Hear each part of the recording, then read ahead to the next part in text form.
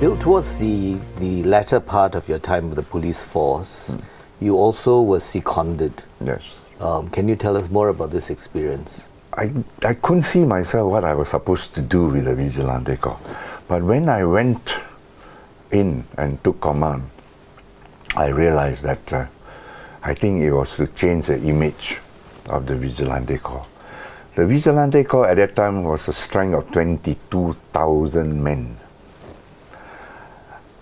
And the members of the public were calling them pub neutral, I mean, hit the rat or rat catchers. That means they were disrespectful of the vigilante corps. That means they were insignificant and useless lot. Because the vigilante corps comprised of people who were not good enough to go into the army, the MINDEF. From an educational viewpoint. From the educational viewpoint, you see. So they were called pub neutral in Hokkien. So I think that probably was why they wanted me to go there. So the first thing I did to change the image of the VC was to change the name of the commandant in Mandarin. The name of the commandant in Mandarin was 警卫队, that means 警卫队 vigilante called 队长. 警卫队队长, 队长 is a platoon leader, you know. I say, what the heck? I have 22,000 men and you call me a 队长. So the first thing I did was to call a press conference and change the name to 总司令. At that time, I didn't know what the heck 总司令meant also, but it's almost, I'm told, it's almost equivalent to a brigadier general. So that was the first thing I did. I said, from now on, I'm known as 总司令 and not 警卫队队长. That was first. Then I said, what else could I do? Then I said, image no good, right? I want to make the image good. So I sent them out on weekend. Old folks' home, children's homes, paint the premises, clean the premises, make sure that every time they do that, members of the Chinese press, the present. Pictures of them doing that, pictures of me watching. My picture was almost on a daily. So you became the poster boy. I became poster boy for the VC. In my full this uniform, this blue uniform.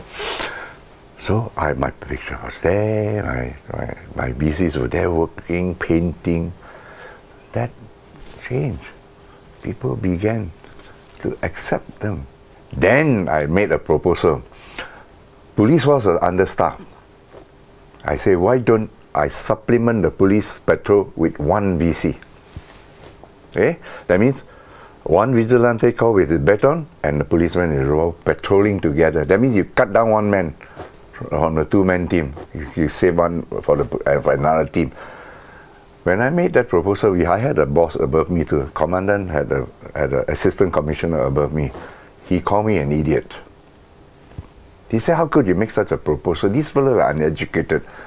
I said, what's wrong with that? It doesn't matter whether they're uneducated. I'm only adding one man to the police force so that the police force can spare the other man. And he's only carrying a baton. Why can't he? He called me an idiot. So he never accepted my proposal. But when I left in 1972, he took the same paper and submitted. And subsequently, you see the vigilante corps. There was, when you took over as commandant in the early part, I think you had to handle a National Day parade event. Yeah. Can you tell us about no, it? No, that was because I was asked to form the nucleus of a civil defense force. The nucleus, not the present force you see. So the present civil defense force you see was started from 30 of my vigilante corps members. 30 men. All I had was one day, the same boss called me up and said, okay, instruction came, you have to set up the nucleus of the civil defense force. Then I looked at him incredulously. I said, from the people I have? Yeah. I was thinking, how the hell am I going to set up a civil defense force from the people I have in the VC? Char kway teow fella, butcher, you know, hawker center, server. So I told the assistant commandant, because the VC is divided into district, from the assistant commandant, pick me 30 of what you think were your best men. So they picked 30 and I trained them from there.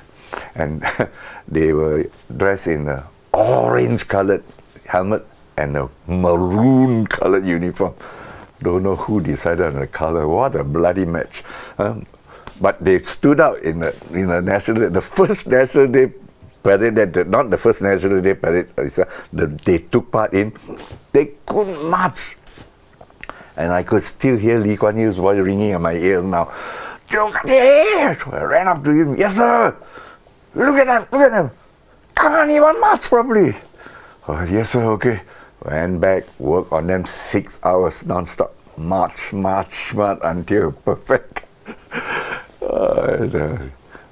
That was how the present-day civil defense began.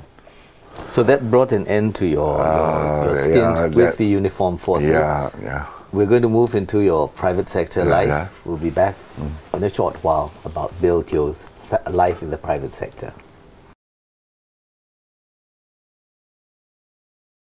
And what were the early days like? It was more popular then? Early days when there was a crazy craze from people who speculated on comics. Those days were good. Those days we made reasonable good money. But after when the bubble burst, we went to normal. And then the trouble now is the teenagers, the school children are not reading comics.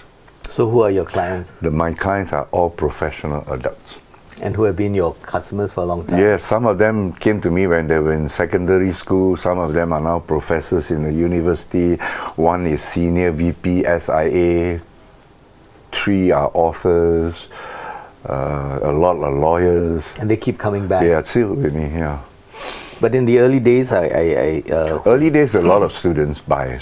Because were people lining up to buy? Oh yes, the early days when a hot issue like #1 comes out, people will pick up 30, 40 copies of each, and the people were really lining around the shop. And when I brought in artists from US to autograph the comic, business was very brisk in those days. But now it's just a steady reading population which sustained me. Now we'd like to round off the discussion with Bill Teoh and his really incredibly exciting life by asking him what were his high points and what were the low points in his life. For the good work I did in Special Branch to receive the medal, I think that was the high point. To be called to the Istana to receive the medal from the President Yusuf then, and when I was told by the director, Special Branch, it was then late Mr. George Bogas, to say that I was getting a medal, I think I did. He did tell me the reason why I got it. It was for my contributions, which had helped security intact in Singapore, prevented chaos.